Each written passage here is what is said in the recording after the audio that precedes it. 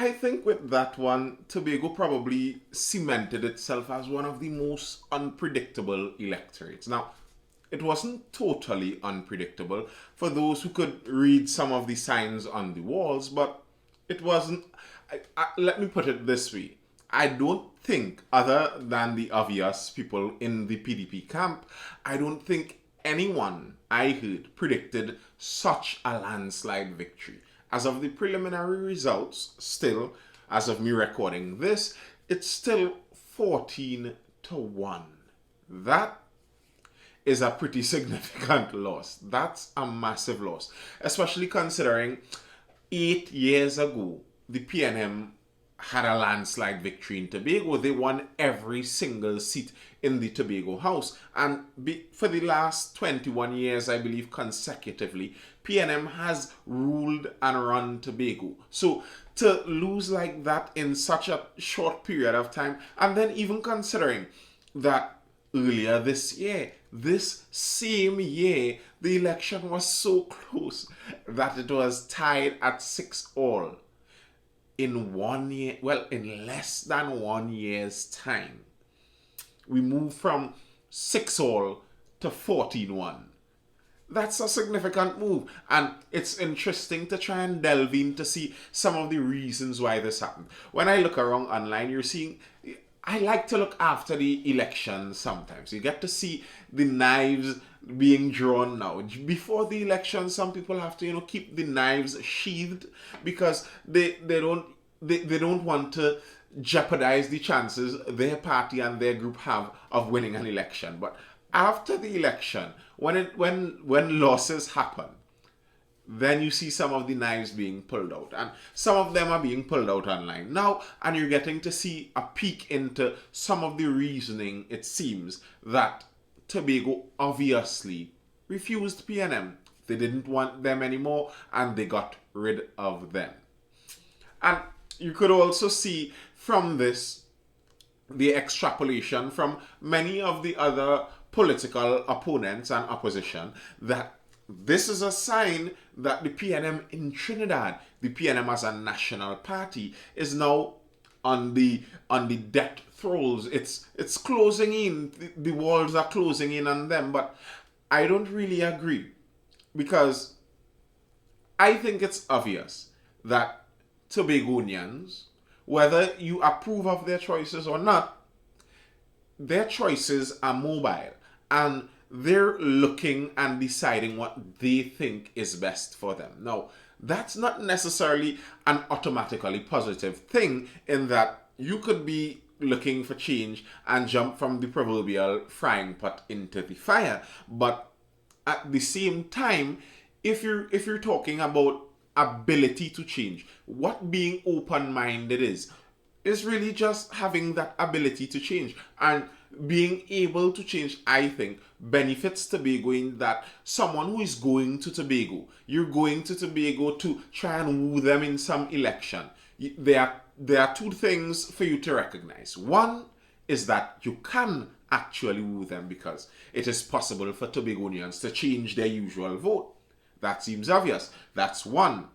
And two, if they do not want you, you could try as much as you can, and it seems like they still wouldn't choose you. Okay, so let's get into some of these news stories. Make sure and tap and smash and kick in, kick down, click, whatever you do to that like button. Make sure it's selected. Drop a comment on Tobago Affairs, or at least drop an eye in the comments. Let me see that you're looking, and let that algorithm know that, hey, some people are interested in this, so you could push it out to more people more widely, and share it if you feel so obliged to. So the first article goes on the streets in Tobago, apparently, and they get some word on the street. And I like this, because sometimes online you're seeing some people saying that, stop assuming.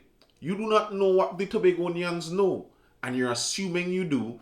Go ask some. And I could understand that perspective. I like that perspective. You ask people, and generally speaking, if you ask correctly and listen properly, you'd get an answer. Tobagonians and PDP's 14-1 victory. PNM licks was booked. The Progressive Democratic Patriots historic 14-1 defeat of the People's National Movement in Monday's Tobago House of Assembly election may have surprised Trinis, but Tobagonians' new sweeping changes were on the horizon, as seat after seat was declared for the PDP. After the polls closed on Monday, the island exploded into celebration as the 6-6 deadlock from the January 25th election was broken. PNM had controlled the assembly for 21 consecutive years and was campaigning for another term based on providing stability and continued development. But there are several problems with the whole stability and continued development ploy that they were using or that they are using. Stability means things are generally staying stable, they're staying the same. And continued development. So, what you're asking the people of Tobago in this case is that they trust you to keep things the same and developing at the same pace they have been developing. The continued development like that. And I believe many Tobagonians are saying that they didn't like the pace that the island was developing with. And as I've said before, I'm not a Tobagonian, but I do go to Tobago. I like Tobago. And when you look at Tobago in terms of the general culture, the general society, to me, it seems Tobago is better run. But that could also be the culture of the people themselves. So the people and their personal lives and how they deal with the land that they occupy. They can have a better relationship with it. And that could reveal itself as the country looking like it's being run better. But on the other hand, when you do look at some of the structural developments in some of the more rural areas and some of the homes you see, etc., you could see in Tobago sometimes it looks like all the government projects are looking beautiful and splendid and stand rigidly there, and then you'd see it next to a kind of downtrodden village. And I guess some of that may be where the development woes are in Tobago. At least that's what many of the Tobagonians are saying. The appeals were drowned by cries for change. On Tuesday afternoon, Tobago was buzzing at almost every corner as the public discussed the election outcome and shared hopes on how they anticipate the next 4 years under a PDP administration. They also said the PNM stood no chance. That cut, ours, was booked. Kurt Solomon of Bago told Newsday. He said Tobago's voting pattern has changed with the new generation. This surprised those old folk, not us. Nobody really surprised here. It's always PNM till I dead with this old generation. A lot of oh my goodness. A lot of elders pass away. This generation smarter. We vote for action. He said the PNM had got too comfortable in power for 2 decades. I know PNM all my life. I just wanted to see what difference we could see. That 41 years they holding on to Bago, we caused that and made them comfortable. Now, this has so many different parts in it. One, that whole a lot of elders passed away, that one is really raw.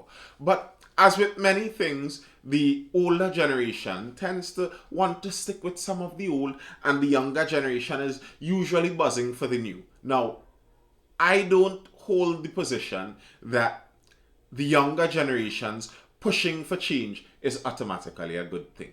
Personally, to me, this is my view. I find when a political party has a concerted effort to aim for the youngest people in a general voting group, I am suspicious, because it is a factual matter that the younger people they have less life experience. That's just reality. Now, that doesn't say that all old people are wise. I don't agree with that either.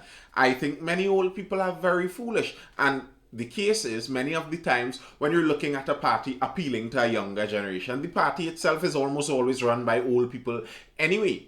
But that's beside the point.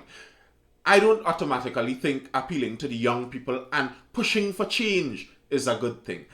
Ever since, well, I think it would have been way before that, but especially with the Obama era, that was a term that was really coined. The change. Now, change is such a whole generalized term. Change is so all-encompassing. If you are alive, there are many more changes that could lead to a negative outcome than can lead to a positive usually.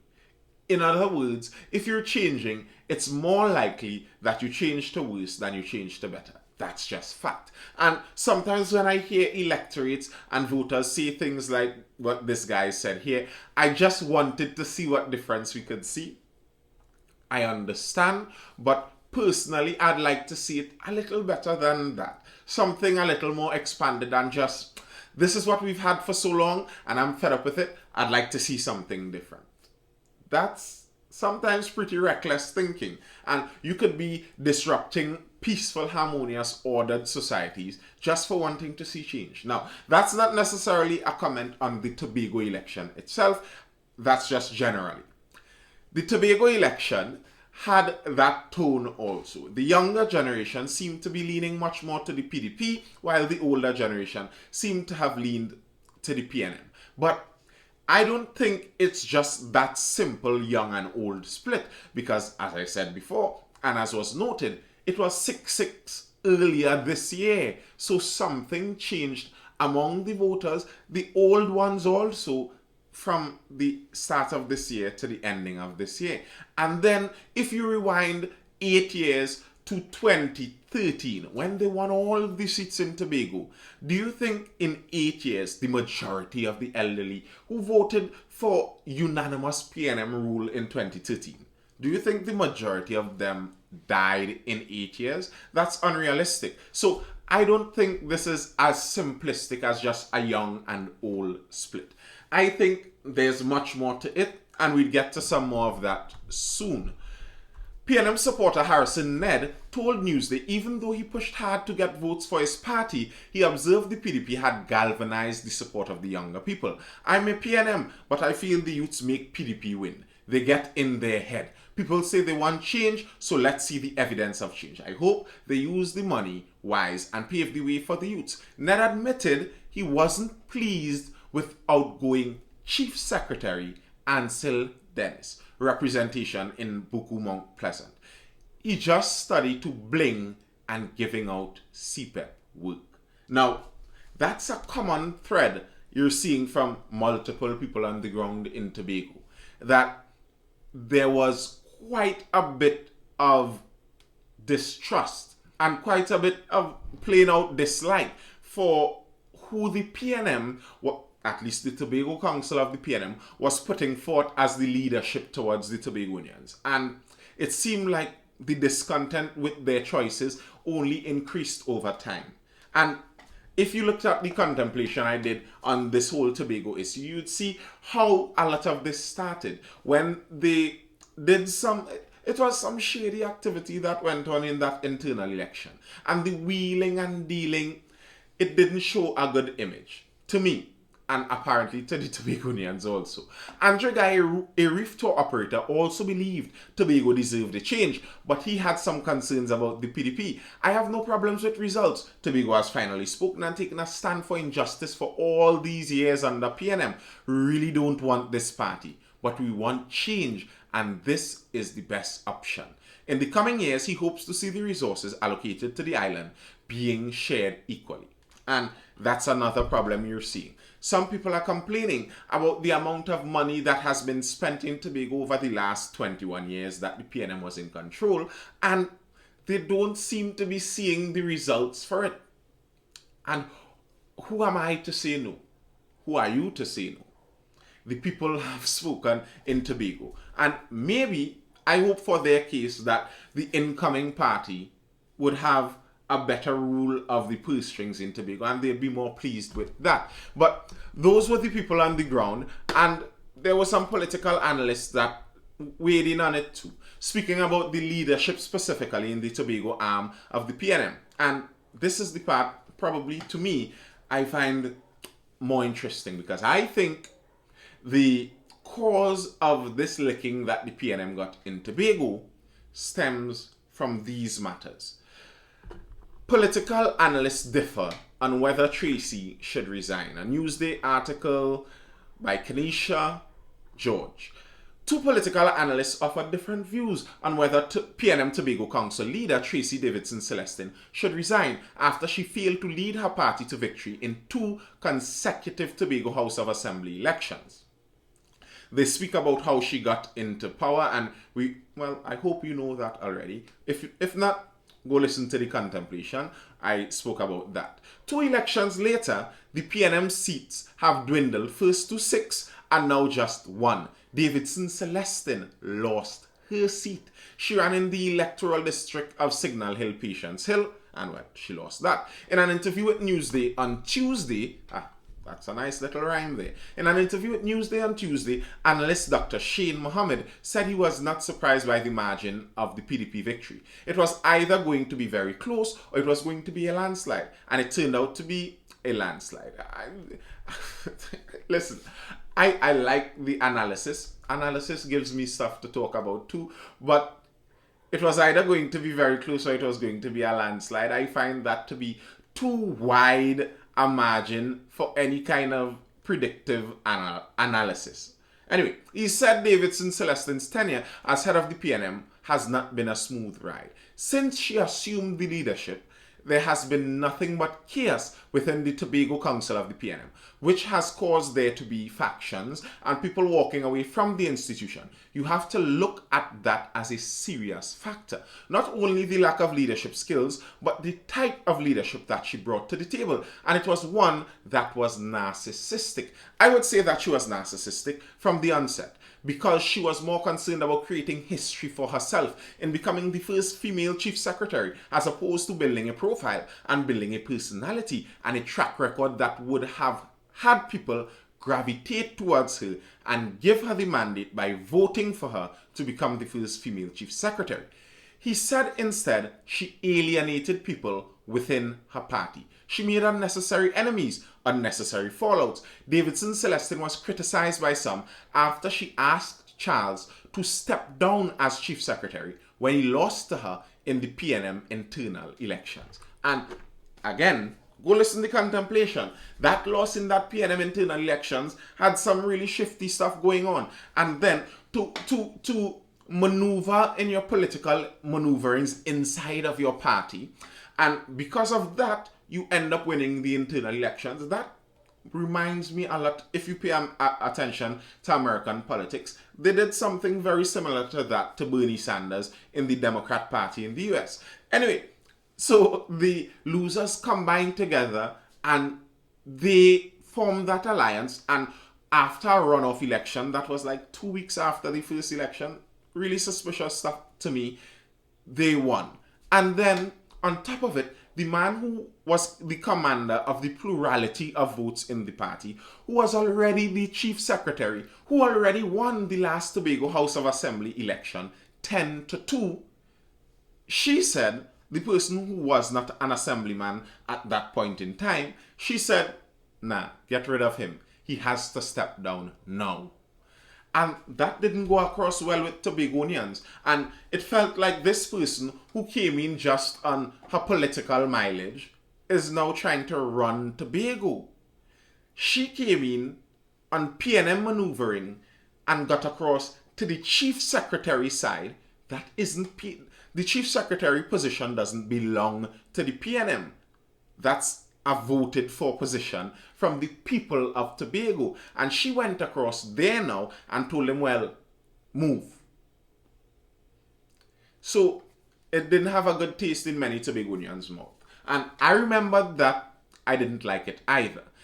The PNM Screening Committee's decision to reject former PNM leadership candidate Dr. Denise Soifat Angus from the January 25, 2021 polls also created another scandal. And she was one of those who joined together with Tracy to do that whole coalition business and get rid of Mr. Charles. So she got repaid for that by unceremoniously being blanked as a candidate when she attempted to go up to run in one of the seats in Tobago. Dr. Bishnu Raghunath told Newsday he is uncertain whether the PNM would move on from their leader. And he based that on the fact that over in Trinidad here, Kamala Persad-Bissassa is losing election after election after election after election, and she's still keeping her position as head of the UNC. Now, I don't think the PNM functions in the same manner as the UNC, so I don't necessarily believe that the same would apply there. I think it would be best for the Tobago Council to get rid of her. That's my personal opinion. not in any nefarious way, but politically. I don't think she'll win another election in Tobago. The same Dr. Raghunath went on to say, he said the result of the THA elections could affect the balance of power in the 2 Tobago parliamentary seats in a general election. If they cannot maintain their 2 seats in Tobago, bearing in mind that they only have a 1-seat majority in Trinidad, that now puts the whole onus on the PNM having to change their strategy in Trinidad, or at least having to modify a strategy that they can increase their seats in Trinidad if they have to retain government in Trinidad. I agree, but I don't necessarily believe that they would lose the Tobago seats just because they lost this Tobago House of Assembly election. Tobagonians obviously do not want BUNC, generally speaking, and they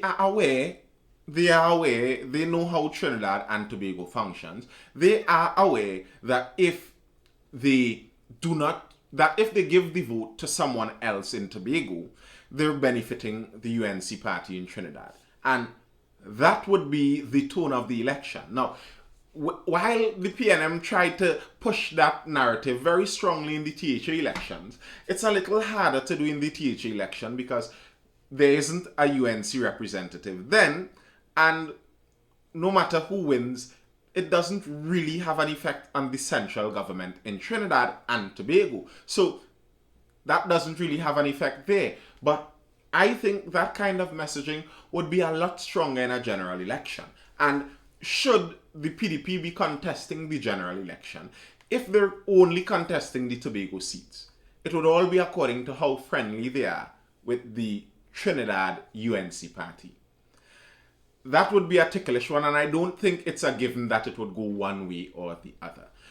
But the leader of the PDP, and that's going to be some interesting things going forward, seeing who exactly would lead the PDP. There's one political leader, that's Mr. Duke. Then there's the deputy political leader who they said they have agreed is going to be the chief secretary. And to me, when I look at the appeal the PDP has, a lot of it has to do with Mr. Fali Augustine, because he is not known to be a corrupt figure in the political landscape, in the political sphere, at least not widely known to be so. And his image of integrity is one that can still stand. I'm not sure much about Mr. Dukes. So the PDP, I believe, needs him a lot. And I don't think that there would be any shake-up in that kind of leadership, at least not yet. But Mr. Augustine is showing his leadership position by making several declarations, and I admire him for it, and I hope that there's success in him moving forward. Augustine says Duke must decide PSA boss or THA secretary. That's one of the decisions he said.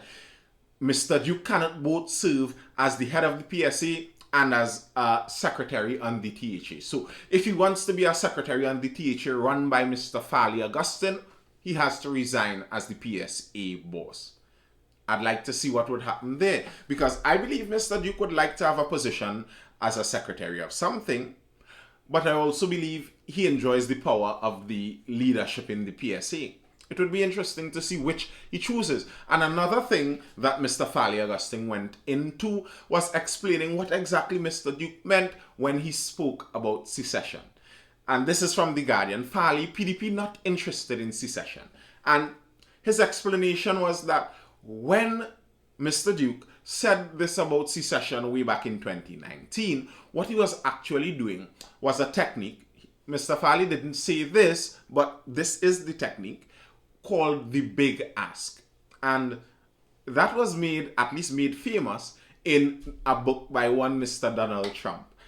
The big ask idea is that you ask for something way outside of what you really want, so that when negotiation happens and it's dialed back, you get to what you actually want. So Mr. Fali Augustine is saying that what Duke did was speak for secession and say like they want secession, while all they really want is the internal self-governance, which happens in many different places around the world, while still maintaining a unitary state.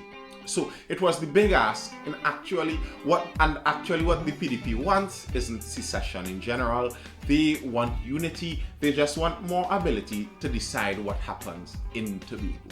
Fair enough. So we'll see where this all goes. That's all I have for now. I hope you're educated, informed, or entertained, and do tune in for the next video. And see me there. And you feel the music, rising with the time.